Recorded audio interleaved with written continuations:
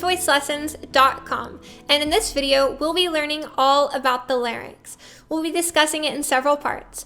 First, basic knowledge, then we will be listening to it, then I will walk you through it and I'll teach you how to raise your larynx. We'll go over common issues and then we'll start to wrap up, okay? I strongly recommend watching the previous Art of Voice Feminization video if you haven't. It will be a very important primer to this process. And so, yes, without further ado, let's get started. The larynx is a muscular mucosal chamber in which your vocal folds reside in. The position of the larynx can be altered through various muscle groups. When the larynx is raised, the vocal folds are positioned closer to the lips, which shrinks the overall length of the vocal tract, which makes it sound a lot brighter and more feminine. When the larynx lowers, the vocal tract extends and the resonances shift a lot lower, and so it sounds a lot more masculine and dark, okay? Let's go ahead and listen to some examples of larynx alteration. Okay, so this is like with absolutely nothing going on. It's a little hard for me to maintain, but this is with nothing. And now I'm going to slowly lower the larynx, right? And you can hear how it's much darker. It's kind of puffier. It's goofy sounding. It sounds a lot like the typical dunce voice, like, duh. Like that kind of thing, right? Now let's listen to the sound of a raised larynx.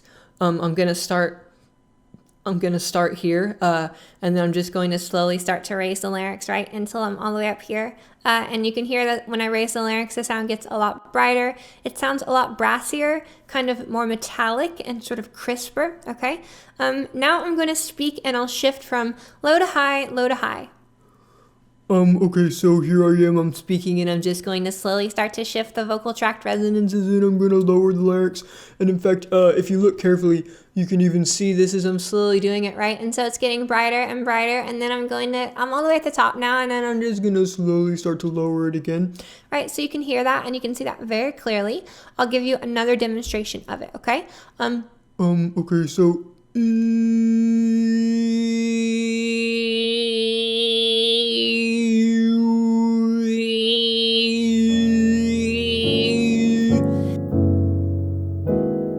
So first off, you have to understand something before we get into this, and that is every single sound that ever enters your vocal tract gets influenced by your resonance. It doesn't matter what it is. Mechanical toothbrush. If it's noise, anything that goes in there sound-wise gets affected by your resonance, and that is absolutely true of your breath, okay? So the breath is the easiest way for you to learn how to alter your larynx height, breath or noise, which I would recommend. So first off, I just want you to mimic me and listen very carefully and do what I do, okay? Okay, your turn. Okay, good. And now try and do this.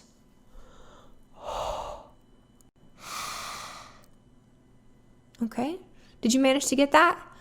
I'll do it again. You can hear it kind of sounds like I'm saying ha, right? That's what you want it to say. You don't want it to be or none of that.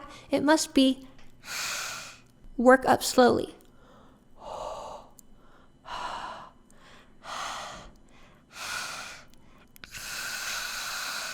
Okay?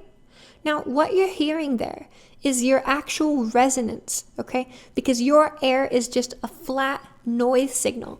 And when it gets passed through your resonant chamber, you can hear the sound of the chamber better than you can when you're actually producing a pitch, okay? So I want you to try this again. You know, think like a vampire sound, like this. Okay? That is actually optimal resonance for what you're trying to do. At least stuff back here. We can still control and influence a lot with the front of our mouth, but this is controlling the back of the mouth, okay? And the larynx and the back of the tongue. So I'll give it to you again.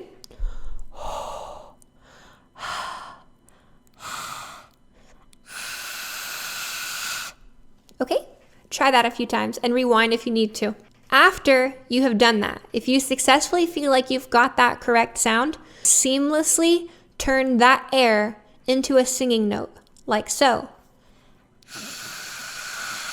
Ha. ha. Okay, so I'll do the whole thing from the beginning.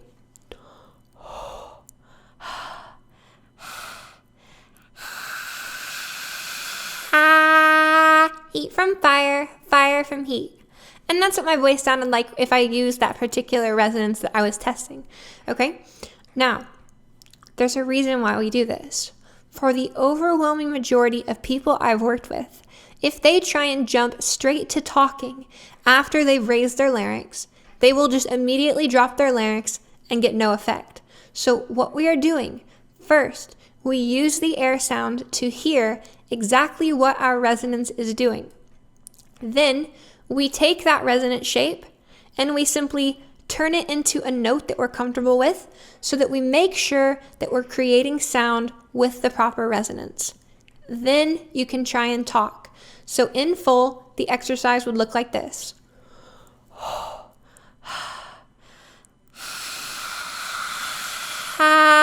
Heat from fire, fire from heat.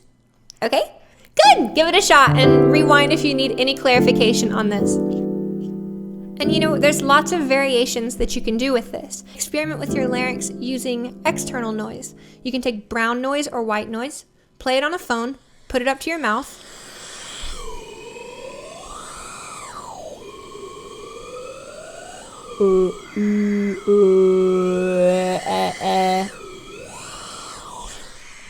And you can practice your resonance that way. In fact, I would argue that that is by far the best way to do it. So do that if you'd like. And you can also do that fluid version with your breath too, like so. Heat from fire, fire from heat. Okay, some people find that easy. Some people find the step easy. Some people find the noise easier. You should try all of these and see if one of them sticks for you, okay? Now, after you do that, you'll want to make sure that you avoid a few common issues. Okay, so the number one common issue is flipping into falsetto when they go to sing the note. And that would sound like this. And then they're up here in it, and it doesn't quite sound right. Don't go into your falsetto. I recommend starting with a comfortable pitch for you, not something crazy high. Typically, I would say anywhere between 160 to 250 hertz when you're doing this exercise. Otherwise, you can just pick something that feels comfortable for you. Make sure that you avoid your falsetto. 2, a lot of people will alter the resonance with their tongue instead of the larynx. Anytime that you change anything in the vocal tract, it will actually change your resonance. And so what a lot of people do is they go and they try and do this exercise and their tongue starts coming forward and starts changing that. So it'll sound like this if that occurs. And you can hear that it sounds higher. It sounds like your resonance has gotten brighter because the oral cavity resonance has, but that's not targeting the larynx, which is the goal of this exercise, okay? So you want to make sure that you don't go or no hes, no he's, none of that. Try and keep it ha. That actually ensures that the tongue is in a somewhat neutral position, which is allowing all of the change to come from the back of the tongue and the larynx. Okay, good. The third most common issue is raising the larynx too high and getting a very choked or fluttery sound. It sounds like this if you do it.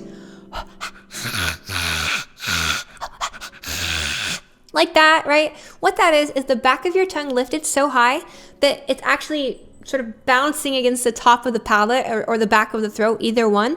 And it's sort of opening and closing, creating this sort of frictiony, fluttery sound. If you hear that, that indicates that you're actually too high with your larynx and you'll want to go lower, okay? Just a little lower than that area there. Fourth most common issue is tensing the neck muscles instead of allowing the correct muscles to perform the motion. I see this pretty often. Some people, they think it's in their neck. Believe it or not, even though we're raising the larynx, it's not really like a neck phenomenon.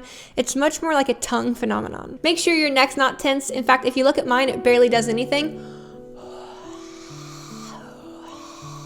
There's no extra muscles. There's no extra tension. That's it, okay? So make sure you don't have that. The fifth most common issue is squeezing the vocal folds too hard.